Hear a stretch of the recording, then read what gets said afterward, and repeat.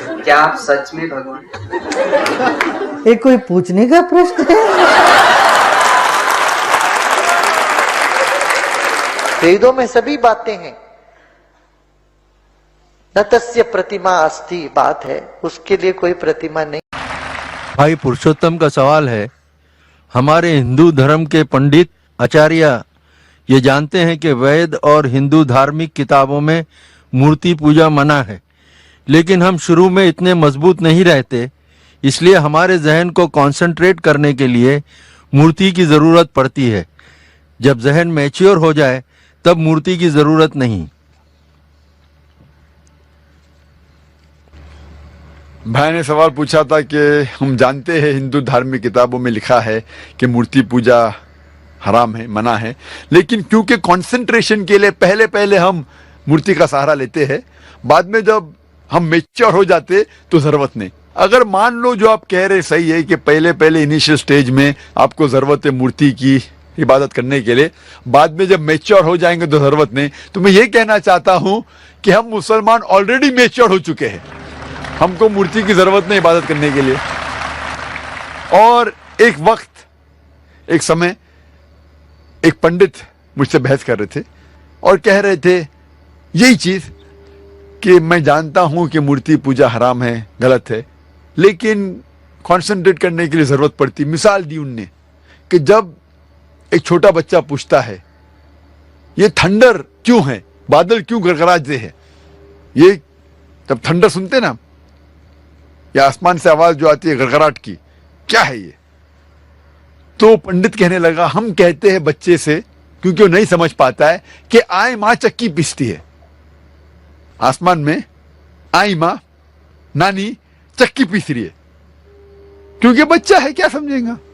तो मैंने उससे कहा कि आप तो ये जवाब दे सकते हैं, लेकिन मैं ये जवाब नहीं दे सकता हूं, क्योंकि मैं अगर मेरे बेटे से कहूंगा कि ये ठंडर जो है ठंडर है इसीलिए क्योंकि आई मां चक्की पीसती है, और जब वो स्कूल में जाएगा और चंद साल बाद ये सीखेगा कि thundering is due to sudden expansion of the rapidly heated air, उसके वजह से ये थंडर है, तो वो सोचने लगेगा कि टीचर गलत बोल रही है।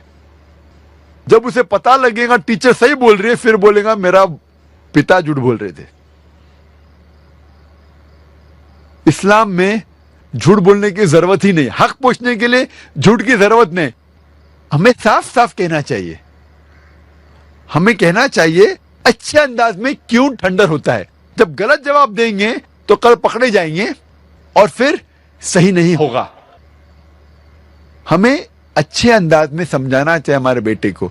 अगर हमें नहीं पता क्यों है तो बोलिए हमें नहीं पता, लेकिन आज के बच्चे पूछेंगे अब्बा आपको क्यों नहीं पता, वो हमें मजबूर करते हैं तहकीक करने पे। तो इस्लाम में सफेद झूठ भी जायज नहीं है।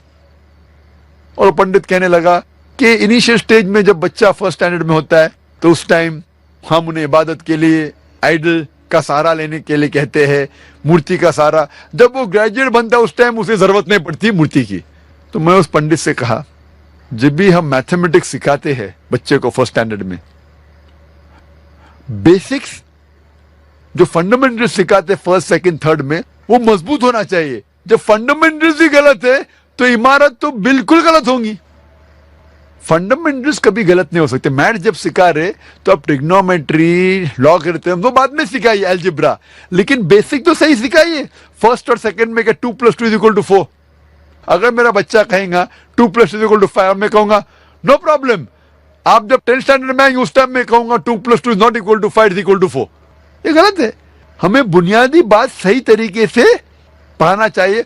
और वेद में बुनियादी बात है कि ईश्वर, खुदा का कोई भी प्रतिमा नहीं है, कोई भी आइडल नहीं है, कोई भी इमेज नहीं है। तो ये हम किस तरीके से कह सकते कि पहले चलेगा बाद में मैं सही करूं? जो चीज गलत है, ये हमारा फर्ज है कि उनको बताए कि आइडल वर्शिप गलत है, बुत परस्ती गलत है, और सही चीज है कि सिर्फ हम एक खुदा की इबादत करें जिसका कोई भी प्रतिमा नहीं है। Hope that answers the question.